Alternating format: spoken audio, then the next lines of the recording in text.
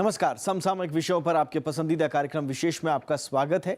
मैं हूं दीपक डोभाल। ब्रिक्स शिखर सम्मेलन एक बार फिर चर्चा में है। प्रधानमंत्री इस सम्मेलन में भाग लेने के लिए अफ्रीका में हैं। 5 देशों यानी ब्राजील, रूस, भारत, चीन और दक्षिण अफ्रीका का समूह ब्रिक्स दुनिया की एक बड़ी आबादी और अर्थव्यवस्था का नेतृत्व करता है। इस समूह की बैठकें यूं तो होती रहती हैं, लेकिन सालाना शिखर सम्मेलन पर सबकी नजरें होती हैं। ब्रिक्स सम्मेलन हर साल किसी सदस्य देश की मेजबानी में होता है। इस बार मेजबान दक्षिण अफ्रीका है।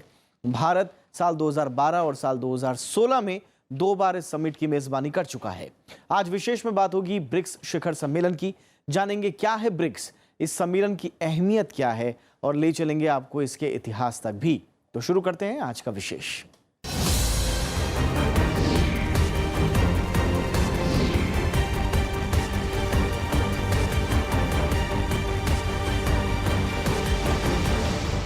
तो 25 जुलाई से 27 जुलाई तक दक्षिण अफ्रीका के जोहान्सबर्ग में ब्रिक्स देशों का 10वां शिखर सम्मेलन हो रहा है। इस बार दक्षिण अफ्रीका ब्रिक्स सम्मेलन का मेजबान है। इसके लिए दक्षिण अफ्रीका एक थीम भी जारी कर चुका है और दक्षिण अफ्रीका के राष्ट्रपति सिरिल रामाफोसा ने स्वागत संदेश भी जारी किया है। आइए जानते हैं क्या है इस 10वें ब्रिक्स शिखर सम्मेलन के बारे में विस्तार से और बातें। 10वें ब्रिक्स शिखर सम्मेलन का थीम है अफ्रीका में ब्रिक्स, चौथी औद्योगिक क्रांति में समावेशी विकास और साझा समृद्धि के लिए सहयोग। क्योंकि ये ब्रिक्स सदस्यों में से हर एक की मूल जरूरतों को दर्शाता है, जिसका मुख्य उद्देश्य है एक समावेशी समाज और वैश्विक साझेदारी के निर्माण की दिशा में प्रयास करना, जो मानव जाति के विकास और समृद्धि में सहयोग करे। इसके साथ ही इस थीम का मकसद SADC यानी दक्षिण अफ्रीकी विकास समुदाय और IORA यानी हिंद महासागर रिम एसोसिएशन दोनों की दक्षिण अफ्रीका के लिए चुने गए विषयों के साथ सामरिक निरंतर को सुनिश्चित करना भी है। जो साउथ अफ्रीका ने अभी तक कंसल्टेशंस करी है कि एजेंडा क्या होना चाहिए, उसको कंसल्टेशन को देखते हुए और जो उसका टाइटल दिया है उन्होंने, ये ब्रिक्स इन अफ्रीका और BRICS in Africa collaboration for further growth in Africa in the 4th industrial revolution। तो नेचुरली जो फोकस ये है कि एक तो जो नॉलेज बेस्ड इकोनॉमी शुरू हो रही है कि उसके लिए ग्रोथ में अफ्रीका में क्या करना है। इससे पहले दक्षिण अफ्रीका के राष्ट्रपति सिरिल रामाफोसा ने ब्रिक्स सम्मेलन में भाग लेने वाले सदस्य देशों के लिए एक स्वागत संदेश भी जारी किया है। From the 25th to the 27th of July, South Africa will host the 10th BRICS Summit in Johannesburg. This summit will be a meeting of peoples as much as a gathering of leaders. From across oceans and over continents, they will return to the cradle of humanity, Africa. Here they will be reminded of our shared origins and of our common future. They will discover a country of great splendor and infinite variety, whose bountiful minerals and rich soil are nothing compared to the determination and energy of its people. They will discover a nation that after centuries of conflict and division has learned the value of partnership and collaboration. They will also discover a people who share with them an abiding desire for dignity, respect and peace. Together, as diverse peoples drawn from across the globe, we will work to forge a new path of prosperity and progress, not only for our countries, but for humanity as a whole. To all our visitors from Brazil, from Russia, from India, from China, and indeed our brothers and sisters from the rest of the African continent, we say with great warmth and humility, welcome home. BRICS दुनिया की 5 उभरती हुई अर्थव्यवस्थाओं का एक समूह है, जिसमें ब्राजील, रूस, इंडिया, चीन और दक्षिण अफ्रीका शामिल हैं। लीना शर्मा के साथ ब्यूरो रिपोर्ट, राज्यसभा टीवी। दक्षिण अफ्रीका के जोहान्सबर्ग में 25 से 27 जुलाई तक होने वाले 10वें ब्रिक्स सम्मेलन में तमाम ब्रिक्स देशों के प्रमुख भाग ले रहे हैं। इसमें भारत का प्रतिनिधित्व प्रधानमंत्री नरेंद्र मोदी कर रहे हैं। इस सम्मेलन में अंतर्राष्ट्रीय शांति और सुरक्षा के अलावा कारोबार, वैश्विक शासन समेत कई अहम मुद्दों पर इस सम्मेलन में चर्चा होगी। आइए देखते हैं इस सम्मेलन का मुख्य एजेंडा क्या है।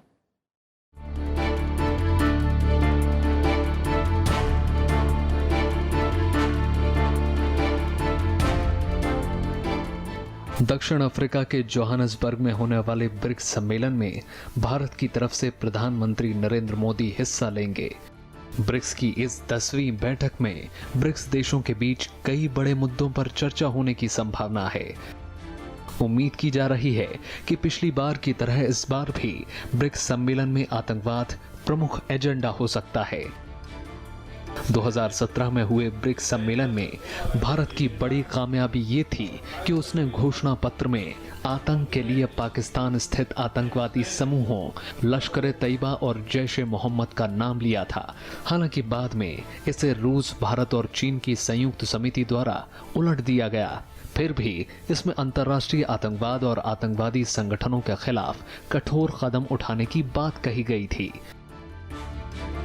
भारत इस बार भी सीमा पर होने वाले आतंकवाद का मुद्दा उठा सकता है। इसके अलावा आपसी व्यापार, वाणिज्य और उद्योगों की स्थापना जैसे मुद्दों पर भी चर्चा हो सकती है। हमारे लिए जो ब्रिक्स का एजेंडा है वो बेसिकली एक तो यह है कि पीस एंड सिक्योरिटी रिलेटेड की इंटरनेशनल कोऑपरेशन में इसमें जो 5 मुख्य देश हैं उनमें से बेसिकली 3 जो काफ़ी इसमें एक्टिव रहते हैं, जैसे कि रशिया, इंडिया एंड चाइना, तो वो हैं।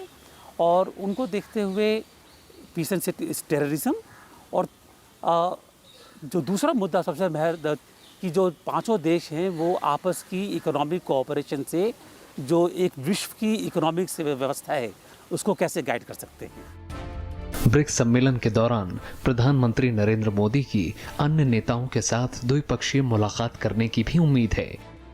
इसमें चीन के राष्ट्रपति शी जिनपिंग प्रमुख हैं। इस दौरान दोनों नेताओं के बीच अंतर्राष्ट्रीय मुद्दों और ब्रिक्स सहयोग और द्विपक्षीय मुद्दों पर चर्चा हो सकती है। चीन ने हाल ही में अमेरिकी व्यापार संरक्षणवाद पर भी सवाल उठाए हैं, जिस पर अंतर्राष्ट्रीय समुदाय ने चिंता जताई है।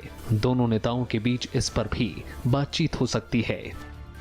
एक तो जो औपचारिक नॉर्मल एक एजेंडा रहता था ब्रिक्स समिट का, जिसमें इकोनॉमिक कोऑपरेशन पे ज़्यादा तवज्जो रहती थी, वो तो ज़रूर रहेगा। और उसके नए नए जो हालात पैदा हो रहे हैं दुनिया भर में, वो भी ज़ेरे बहस आएंगे। लेकिन उसके साथ साथ मेरे ख्याल जिस तरह के समीकरण बन रहे हैं दुनिया में, उसमें जो सामरिक विषय हैं, ख़ास तौर पर अमेरिका एक लिहाज से जिस तरीके की उसकी नीतियां रही हैं, उसके जो विवाद हैं, चाहे वो आर्थिक तौर पर हों या वो सामरिक तौर पर जिस तरीके की सैंक्शंस रिजीम्स हैं, शायद वो भी ज़ेरे बहस आएंगी। 10वें ब्रिक्स शिखर सम्मेलन में चर्चा के लिए दक्षिण अफ्रीका ने ब्रिक्स देशों से सहयोग के लिए कई नए प्रस्ताव के सुझाव दिए हैं, जिन पर इस सम्मेलन के दौरान चर्चा हो सकती है।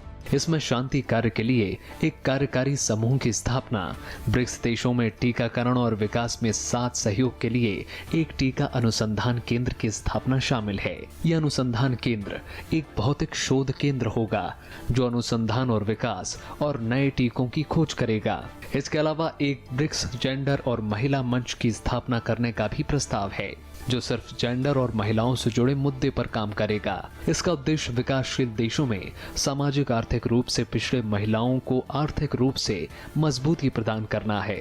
इसके साथ ही समावेशी विकास की खोज और चौथी औद्योगिक क्रांति को आगे बढ़ाने के लिए ब्रिक्स आर्थिक साझेदारी के लिए रणनीति बनाना और उसका लाभ उठाना भी प्रस्ताव में शामिल है। इसका उद्देश्य चौथी औद्योगिक क्रांति द्वारा प्राप्त अवसरों पर आपसी बातचीत करना और उनका फायदा उठाना है। साथ ही डिजिटल तकनीकों का भी अधिक से अधिक आपस में साझा करने का प्रस्ताव है, ताकि डिजिटल क्रांति का फायदा उठाया जा सके। इसके अलावा ब्रिक्स देशों के बीच आपसी सहयोग को बढ़ावा देने के लिए ब्रिक्स पर्यटन ट्रैक की स्थापना करना भी शामिल है। साउथ अफ्रीका ने 4 मेजर सेगमेंट्स के ऊपर बातचीत करनी शुरू रहेगा यहाँ पर डिस्कशन में।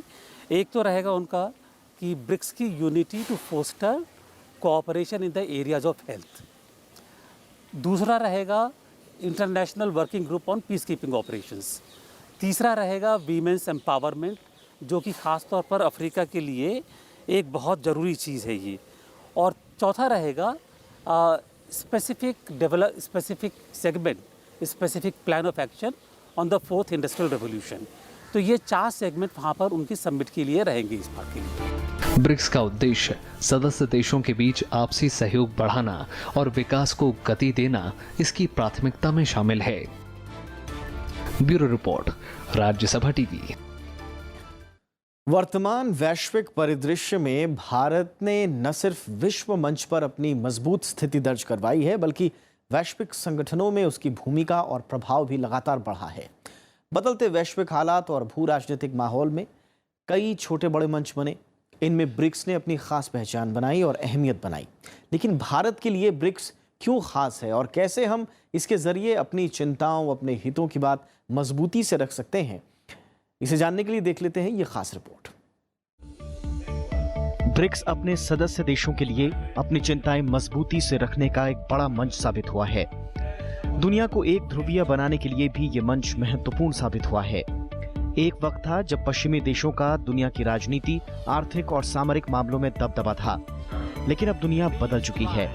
चीन आर्थिक और सैन्य दृष्टि से अमेरिका को चुनौती देने को आतुर है, तो रूस भी अपना पुराना गौरव हासिल करने की कोशिश में जुटा हुआ है। लातिन अमेरिकी देश ब्राजील भी उभरती हुई अर्थव्यवस्था के तौर पर पहचान बना चुका है और उसे भी लंबी दूरी तय करनी है। अफ्रीकी महाद्वीप में दक्षिण अफ्रीका बेहद महत्वपूर्ण देश बनकर उभरा है। भारत इस वक्त न सिर्फ दुनिया की सबसे तेजी से उभरती हुई अर्थव्यवस्था है, बल्कि पूरी दुनिया के मुल्क भारत को एक बड़े बाजार और आने वाली दुनिया की बड़ी ताकत के तौर पर देखते हैं। इसीलिए भारत के लिए ये मंच और महत्वपूर्ण हो जाता है। एक बड़ा पिवटल रोल है भारत का, क्योंकि 5 ही मुल्क हैं उसमें और 5 बहुत अहम मुल्क हैं दुनिया भर में। और एक ये इसको क्योंकि एक नई ग्रुपिंग के तौर पर, या एक जिसको आप मान लें कि जो नए चैलेंजर्स होंगे इस्टेब्लिश्ड ऑर्डर में, या जो ऐसे मुल्क जो इस्टेब्लिश्ड ऑर्डर में अब अपनी भी बात रखना चाहते हैं, तो उसमें भारत तो बढ़ चढ़ के पार्टिसिपेट कर रहा है। तो उस लिहाज से भारत की भूमिका तो बहुत अहम है। बिना भारत के तो ब्रिक्स बनेगा ही नहीं। भारत ने इस मंच से खुद को एक मजबूत राजनीतिक इच्छा शक्ति और ताकतवर अर्थव्यवस्था वाले देश के तौर पर पहचान दिलाने में कामयाबी पाई है। भारत के लिए सबसे बड़ी कामयाबी पाकिस्तान की अंतर्राष्ट्रीय घेराबंदी के तौर पर सामने आई। उड़ी हमले के बाद भारत को एक सॉफ्ट स्टेट के तौर पर देखा जाने लगा था, लेकिन सर्जिकल स्ट्राइक के बाद भारत ने खुद को एक मजबूत देश के तौर पर स्थापित किया। ब्रिक्स के बाकी देशों के साथ मिलकर आर्थिक और राजनीतिक मोर्चे पर भी भारत को अहम कामयाबी मिली। सीमा विवाद समेत कई मुद्दों पर भारत और चीन के रिश्तों में अक्सर खटास आई है। पाकिस्तान ने इसका कई बार फायदा उठाने की कोशिश की, लेकिन ब्रिक्स के जरिए भारत ने चीन से अपनी तमाम चिंताओं को सौहार्दपूर्ण तरीके से दूर करने की कामयाब कोशिश की है। यही नहीं, शियामेन घोषणा पत्र में आतंकी संगठनों का नाम शामिल कर पाकिस्तान के प्रति चीनी रवैये को बदलने में भी ब्रिक्स भारत के लिहाज से बेहद कारगर साबित हुआ। अगर ब्रिक्स को देखें हम, इसमें 2 चीज़ें खास हैं। एक तो जो 3 मेजर कॉन्टिनेंट्स हैं, लैटिन अमेरिका, अफ्रीका और एशिया, ये तीनों जो है इनमें इसके भागीदार हैं। इसके साथ में रशिया जो है एक तरह से जो यूरोप और रशिया का यूरेशिया का जो प्रमोटर रहा है, अब ये वो बात करते हैं यूरेशिया की, वो इसमें भागीदार है। तो एक तरह से कि ब्रिक्स जो है इसका एक ग्लोबल जो व्यवस्था रही है, जो ग्लोबल स्ट्रक्चर है, उसको अगर देखा जाए तो जो 4-5 मुख्य देश हैं वो सब इसमें शामिल हैं। भारत के अध्यक्षीय काल में ब्रिक्स देशों के बीच परस्पर संवाद को मजबूत करने के लिए भारत की कई मंचों से तारीफ हुई। न्यू डेवलपमेंट बैंक की स्थापना का विचार भी दिल्ली में आयोजित 2012 के 4थे ब्रिक्स शिखर सम्मेलन में भारत ने ही प्रस्तावित किया था। ये बैंक आज पश्चिमी देशों के वर्चस्व वाले विश्व बैंक और IMF जैसी संस्थाओं को टक्कर देने की तैयारी कर रहा है। भारत खुद के लिए अवसर तलाशने के अलावा ब्रिक्स के दूसरे देशों के लिए भी फायदेमंद साबित हुआ है। भारत और ब्राजील के बीच इस दौरान सूचना प्रौद्योगिकी, नैनो प्रौद्योगिकी, शिक्षा और द्विपक्षीय व्यापार के क्षेत्र में कई समझौते हुए हैं, जिनका फायदा दोनों देशों को हुआ। ब्रिक्स का नया सदस्य देश दक्षिण अफ्रीका भी भारत का प्रमुख वाणिज्य सहयोगी है। दक्षिण एशिया में चीन और भारत की स्थिति बराबर मजबूत हुई है। दोनों देशों के बीच व्यापार बढ़ा है। रूस के साथ हमारे पुराने और गहरे दोस्ताना रिश्ते रहे हैं। बदलती वैश्विक राजनीति में अमेरिका से बढ़ते रिश्तों का असर भी रूस और हमारी दोस्ती पर नहीं पड़ा और इसमें ब्रिक्स ने बड़ी भूमिका निभाई। इसमें विश्व की 2 सबसे उभरती हुई आर्थिक व्यवस्था इसमें शामिल है, ये इंडिया और चाइना। तो ब्रिक्स में जो है आर्थिक रूप से और राजनीतिक रूप से और सामरिक रूप से, इन तीनों ही तरफ से एक जो डिसीजन लेने की क्षमता है, मेरे ख्याल है काफ़ी और से अलग है ये। ब्रिक्स देशों की सामूहिक शक्ति सदस्य देशों के आपसी रिश्तों पर टिकी है। सभी की अर्थव्यवस्थाएं एक दूसरे की पूरक हैं। मसलन भारत और चीन ऊर्जा के सबसे बड़े उपभोक्ता देश हैं, तो रूस और ब्राजील ऊर्जा के सबसे बड़े उत्पादक देशों में एक। ब्रिक्स की एकजुटता और आपसी व्यापारिक समझदारी का एक बड़ा नमूना 2008-9 और उसके बाद की आर्थिक मंदी है, जिसमें अमेरिका समेत बड़े देश लगभग डूब गए, लेकिन इस दौरान ब्रिक्स देश आर्थिक रूप से अच्छा प्रदर्शन करते रहे। Bureau report, Rajya Sabha TV. और इससे पहले हुए 9वें ब्रिक्स शिखर सम्मेलन में भारत को बड़ी कूटनीतिक जीत हासिल हुई थी। चीन ने पहली बार पाकिस्तानी जमीन पर सक्रिय आतंकवादी संगठनों की हरकतों के खिलाफ आवाज उठाई। बाद में ब्रिक्स के शीयामेन घोषणा पत्र में इन आतंकी संगठनों का जिक्र करते हुए इनकी गतिविधियों की निंदा की गई। सदस्य देश आतंकवाद के खिलाफ सामूहिक प्रयास करने को लेकर भी सहमत हुए। इसके अलावा शिखर सम्मेलन में 4 और दस्तावेजों पर भी हस्ताक्षर किए गए।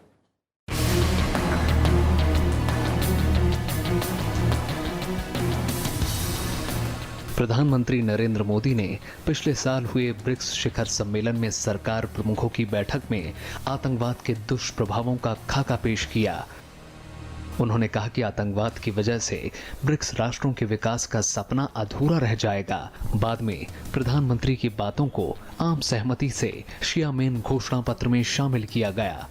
घोषणा पत्र में क्षेत्र की सुरक्षा को लेकर चिंता जताई गई और तालिबान, IS, अल-कायदा, पूर्वी तुर्किस्तान इस्लामिक आंदोलन, Islamic movement of Uzbekistan, Haqqani network, Lashkar Taiba, Jaish A Mohammad, TTP और हिजबुल तहरीर की तरफ से जारी हिंसा की निंदा की गई।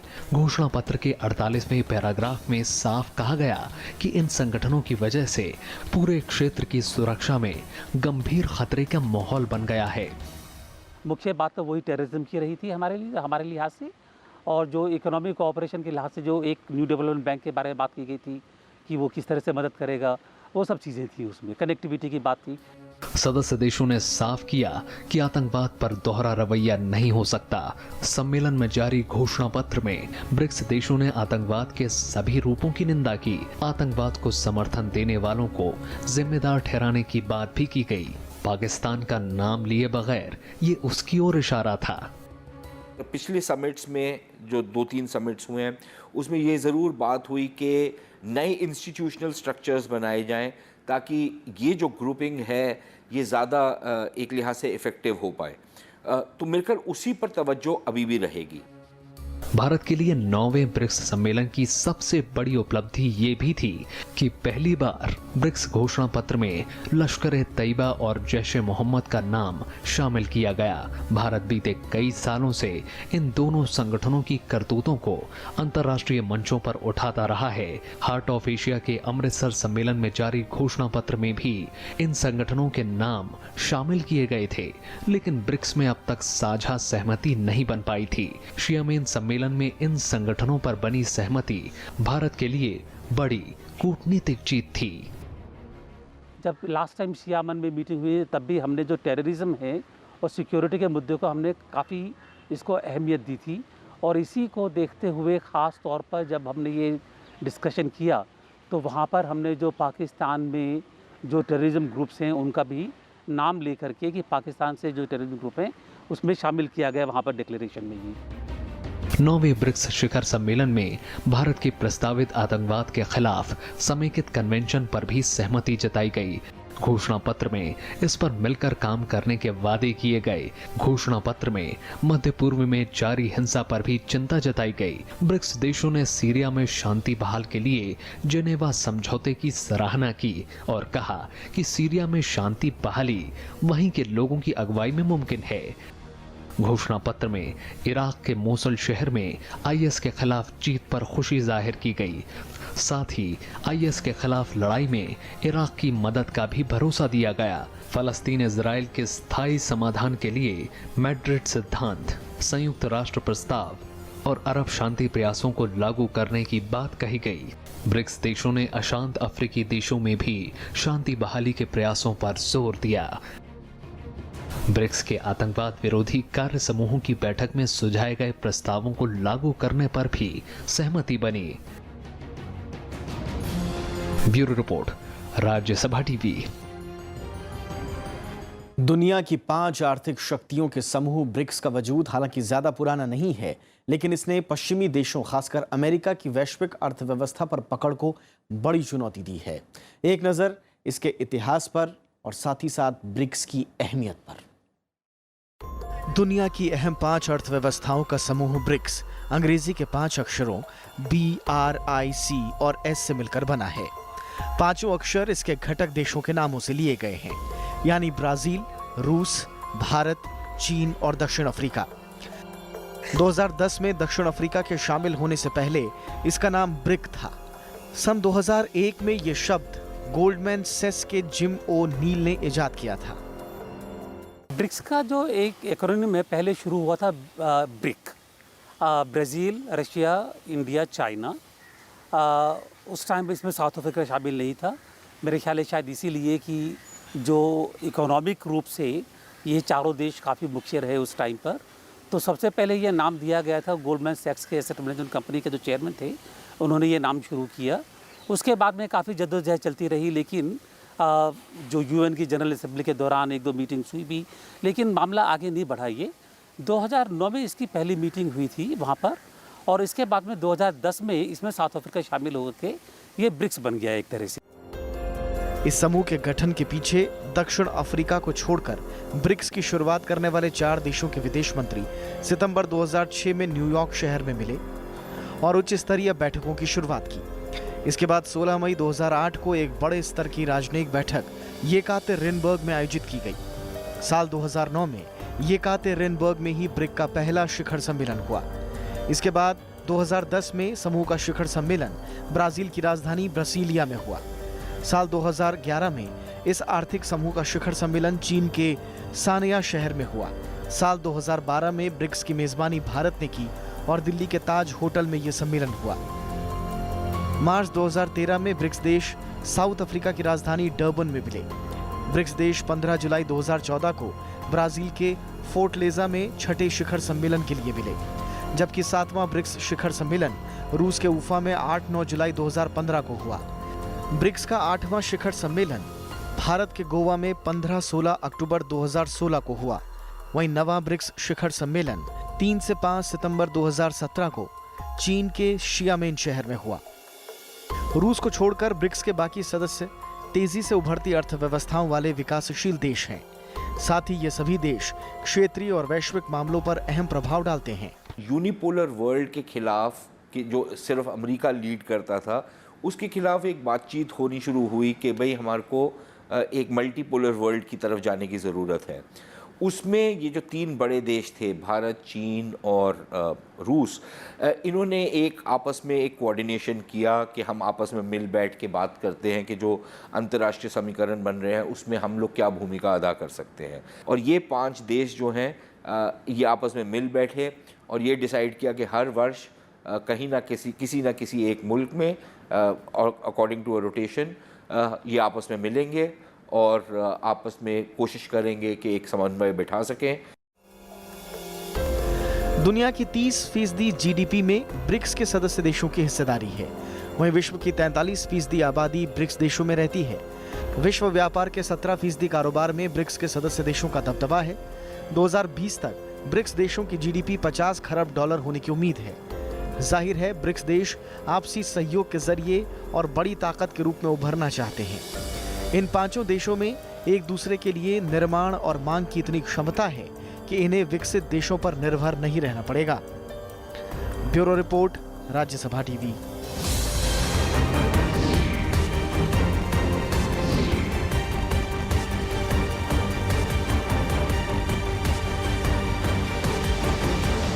विशेष, लेकिन हमारा ये कार्यक्रम आप YouTube पर भी देखना ना भूलें, जहां पर आपकी प्रतिक्रियाओं का हमें हमेशा इंतजार रहता है। नमस्कार।